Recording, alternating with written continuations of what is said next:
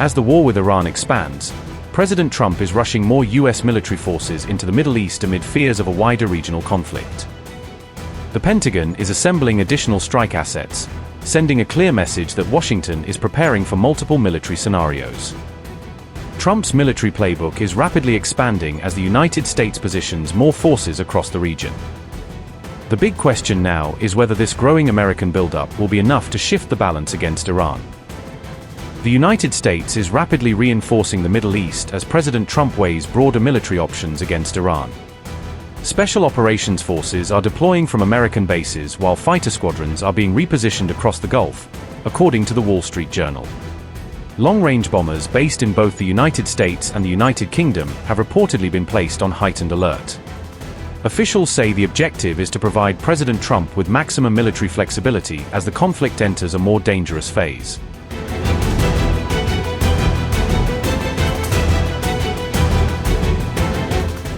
U.S. military officials insist the deployments do not necessarily mean a major offensive is imminent. However, the scale of the buildup shows Washington wants every option available if the conflict escalates further. Retired CENTCOM Commander General Joseph Votel says the force surge is designed to give the White House maximum operational flexibility. The Pentagon has refused to discuss specific operational details, citing national security concerns. The latest deployments followed deadly Iranian attacks on U.S. military facilities in Jordan. 3 American service members were killed while dozens more were wounded in those strikes. A 4th U.S. service member later died in Iraq during the controlled detonation of an Iranian drone.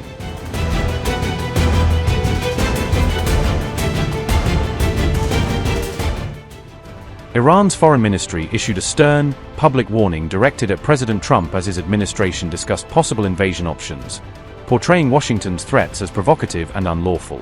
Spokesperson Ismail Baghai told state media that Kharg Island residents were prepared to resist and give U.S. troops the reception they deserve, language intended to convey civilian as well as military opposition to any landing. The timing of Tehran's warning came after public comments from President Trump about a potential operation targeting Kharg Island, linking diplomatic protest with direct rhetorical pushback.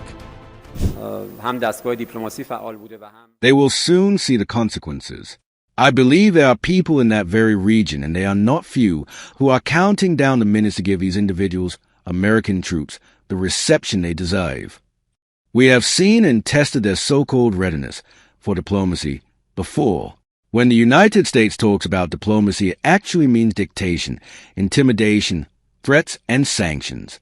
Definitely, as long as they are in that position and seek imposing their demands on the Iranian nation, our response will be defending Iran's dignity and national sovereignty. Proposals have been put forward and conveyed to us by the mediators. We have received them, but please excuse me from going into their details. However, the main point that the diplomatic apparatus has been active and that ideas from some mediators have reached us is confirmed. We have asked them, neighboring countries, repeatedly to, in line with their obligations under international law and the principle of good neighborliness, stop America from using their territory and facilities to attack an Islamic country. What we are doing is self-defense, under the natural right to legitimate defense. As long as these crimes and military aggression against Iran continue, our armed forces will continue to respond. Tehran's statement coincided with media reporting that U.S. planners were reviewing potential ground options in the region, a convergence that heightened diplomatic tensions and public alarm. Leaks and reporting about U.S. contingency plans named Kharg Island seizure and precision attacks on Pickaxe Mountain among proposed options, measures that Iranian officials specifically called provocative. On July 14, the president publicly said he might authorize a ground campaign if it seems appropriate, comments that Tehran seized upon as evidence of imminent threat and used to justify its strong public rebuttals. The president also floated the idea that allied regional partners could take operational responsibility for controlling Kharg Island, a suggestion critics say would not eliminate the political and military risks of occupation. The military buildup comes as the United States launches its 12th consecutive night of strikes against Iranian military targets.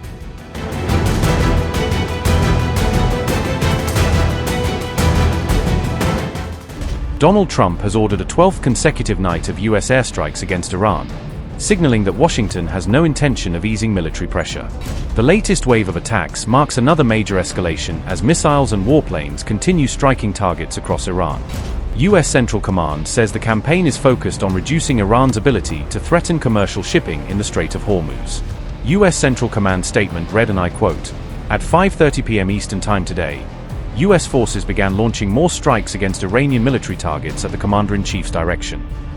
The mission will continue to further degrade Iran's ability to threaten civilian mariners and commercial vessels transiting regional waters," unquote. At 10:30 p.m. Eastern Time on July 22nd, U.S. Central Command, CENTCOM, forces completed another round of strikes against Iran for the 12th consecutive night.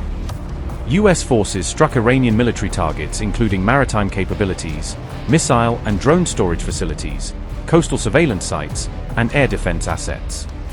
The strikes further degrade Iran's ability to attack civilian mariners and commercial vessels.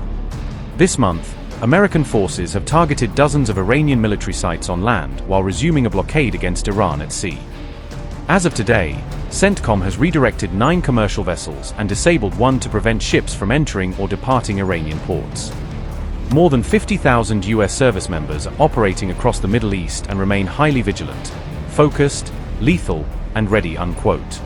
Fresh explosions have been reported around Iran's Bushehr region as Iranian media accuses the United States of expanding its campaign. Blasts were also reported near Avaz, while explosions echoed through Sirik in southern Iran. Iranian media says areas near the Shalamcher border crossing with Iraq also came under attack.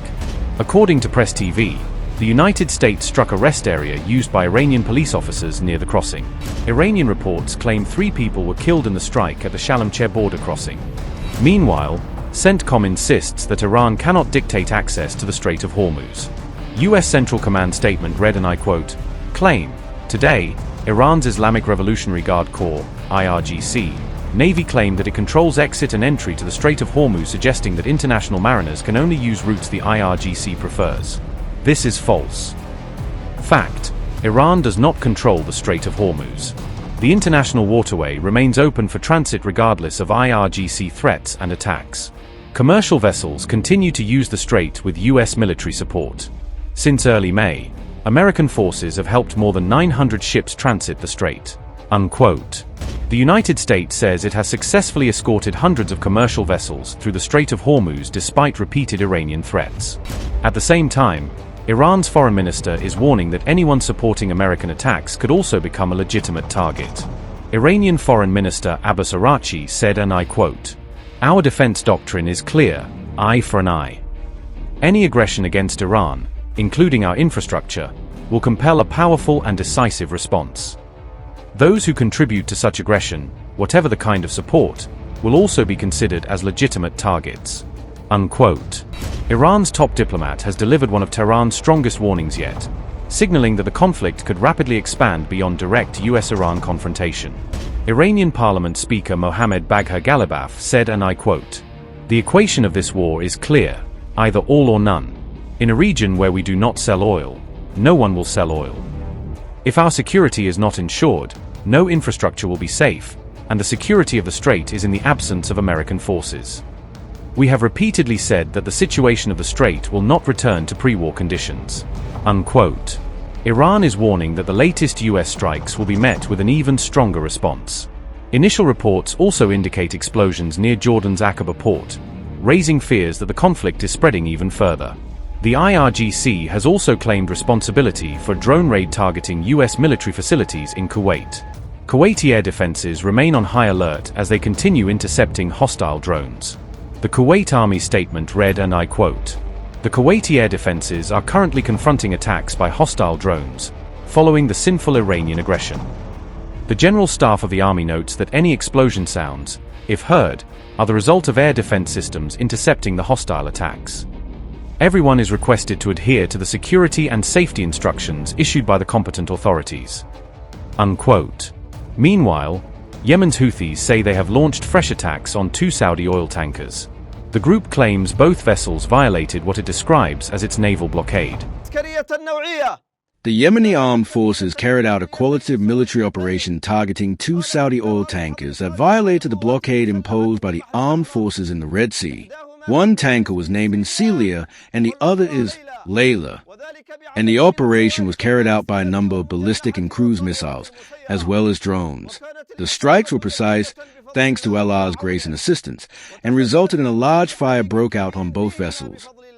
In the same context, the Yemeni armed forces forced approximately 10 ships to retreat and return. The armed forces will continue their naval operations against the Saudi enemy and will persist in enforcing the siege for siege equation. We affirm to the Saudi enemy that any follow aggression targeting our country will be met with large-scale operations deep within its territory, and the consequences will be dire for it by Allah's will and power. The United Kingdom Maritime Trade Operations confirmed an incident southwest of Saudi Arabia's Al-Shuqaiq. British maritime authorities said no casualties or environmental damage have been reported so far. From the Strait of Hormuz to the Red Sea, the conflict is now expanding across multiple strategic waterways. Missiles, drones, and attacks on commercial shipping are pushing the Middle East war into an even more dangerous phase.